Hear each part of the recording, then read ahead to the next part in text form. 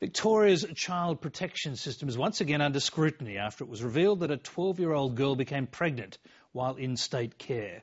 The girl, who's now 13, recently gave birth, and her case is the latest of many failings in the system which the state's ombudsman last year described as failing children in its care. Hamish Fitzsimmons reports from Melbourne. It's believed the 12-year-old girl was under the care of the Department of Human Services last year when she became pregnant. The case is being investigated by the department and the police. The state government is refusing to say when it became aware of the situation. Whether or not this young mum was a client of child protection or not is not considered to be in the young mum's best interest, and also not considered to be in the best interests of the family, and is against the law. This is a situation that we need to investigate and to review, to find out just how services have impacted on this family, but most important, to support them as they move forward.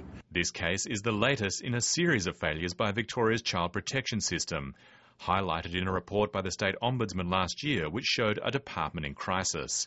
The damning report documented instances of abuse, sexual and physical violence, and even a teenage girl in state care prostituting herself. We have increased resources, we have reformed the system, we have received endorsement for those reforms. In January, the new Baillieu state government announced an inquiry into the system, but the controversy kept coming.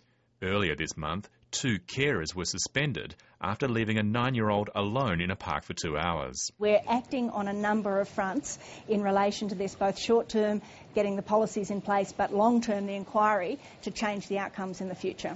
The Premier says his government bears no responsibility for this most recent case. I think Victorians would be disappointed, but I don't think we can attribute this to any actions of the government. There's been a failure of the system as such. It clearly took place a long time ago, a significant time ago, and a response has been in place. The question now is, was that response appropriate? Child advocacy groups say young pregnancies are just one of the many serious issues young people in state care have to deal with. Pregnancy and early parenting amongst children and young people in care is amongst a really big range of issues that impact on this population. We're not just talking about parenting, we're talking about issues like homelessness, we're talking about undereducation, unemployment, and we're also talking about serious health and mental health issues going into adulthood.